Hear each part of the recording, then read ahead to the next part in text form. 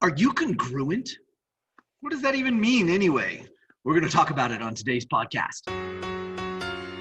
I've spent the last 20 years studying, teaching, and coaching people to find their greatness and take their lives to the next level. Along the way, it's become evident that emotions are at the root of everybody's successes and failures. Worry and fear are the enemies, and it's time to forge the armor and earn the tools to overcome the two things that could single-handedly destroy your future. Hi, my name is Michael Johnson, and I'm a life coach, a peak performance trainer, and I'm the emotions guy. It's time to take back control of how you feel, control of how you act, and control of how you experience life. It's time to become a lifer, a new breed of overachiever focused on living every minute to its fullest.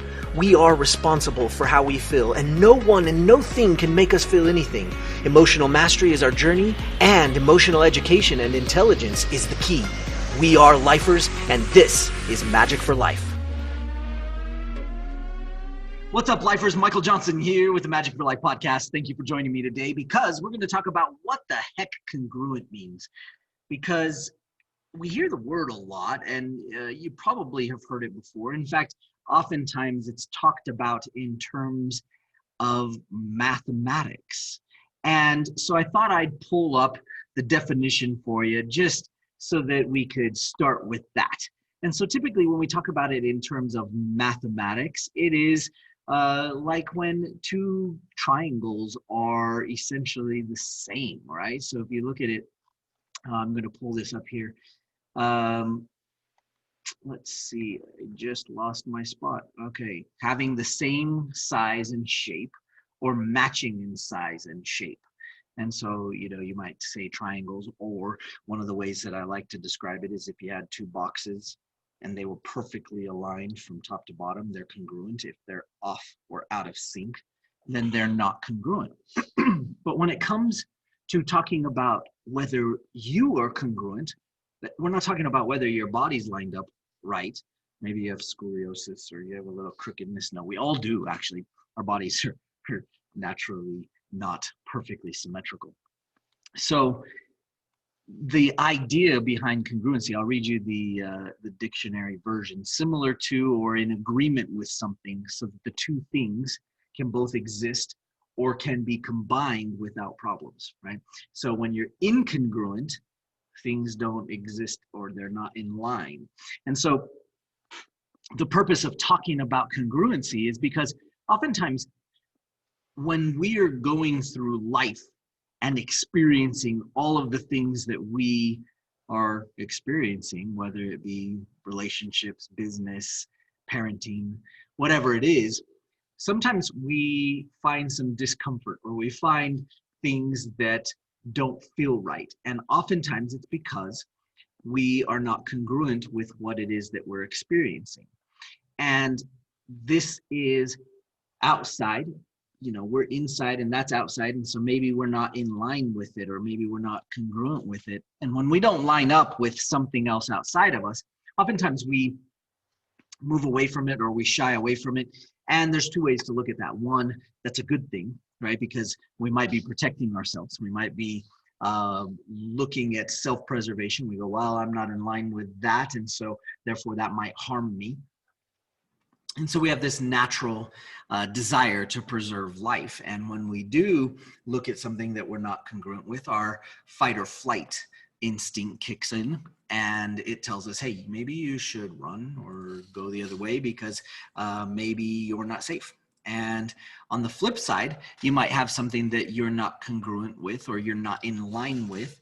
And it may be that you need to have some tolerance, or you may need to be able to expand your mind, even though maybe your first feeling is that maybe you're out of sync. And so that's dealing with outside circumstances. The type of being congruent that I'd like to chat with you about today is whether you're congruent, whether your actions are congruent with your emotions, whether your emotions are congruent with your actions, right? We can go both ways.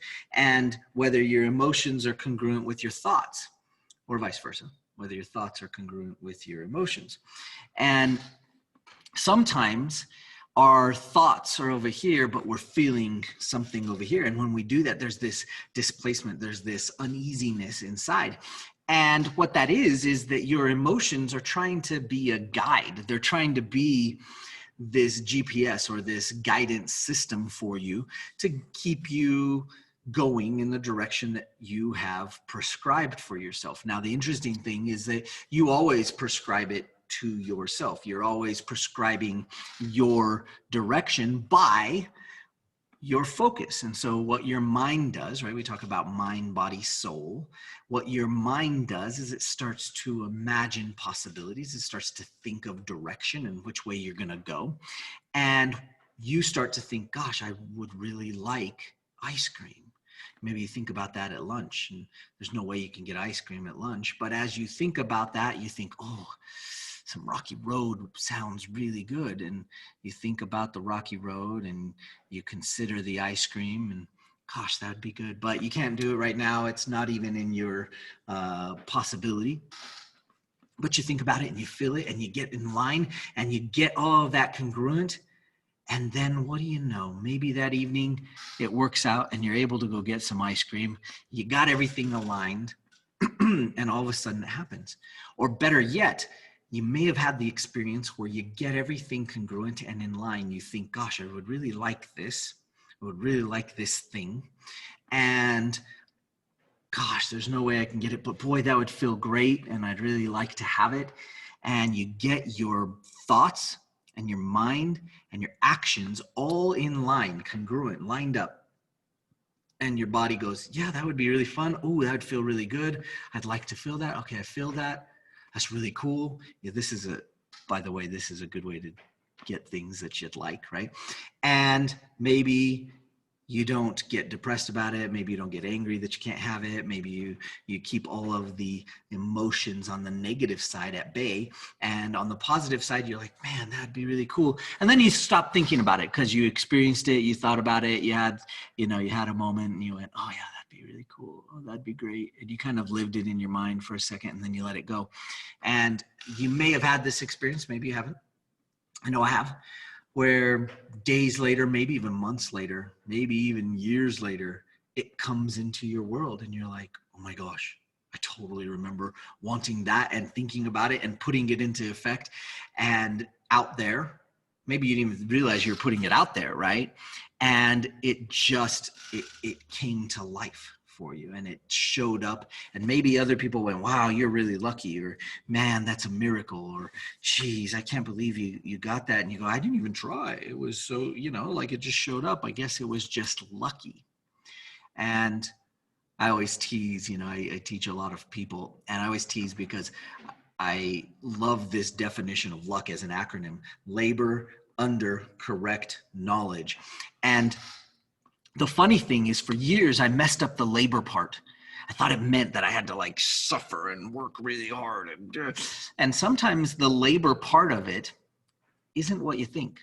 Sometimes the labor is the process of actually going through the feeling, the emotional feeling. That's the labor, that's the work, getting your mind wrapped around it, experiencing it, feeling it, giving your body the sensation of it so that you can line up with it and get congruent, right? We've got to get our actions, we've got to get our emotions, and we've got to get our thoughts all congruent, all in line. And when those things all line up and we start to actually operate in sync and congruent, then things happen around you that you don't even notice because you're going in flow, right? Some people call it being in the zone, right? And if you talk to an athlete, they talk about being in the zone all the time and how great it is to be in the zone.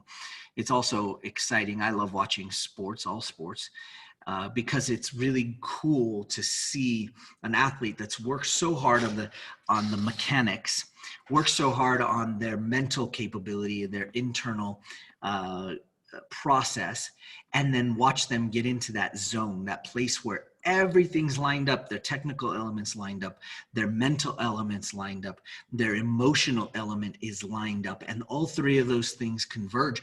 And the athletes that are the champions, the business people that are the most successful, the people that have accomplished the most out of their world, out of juicing their world to the most, are the ones that have found a way to get congruent with those things.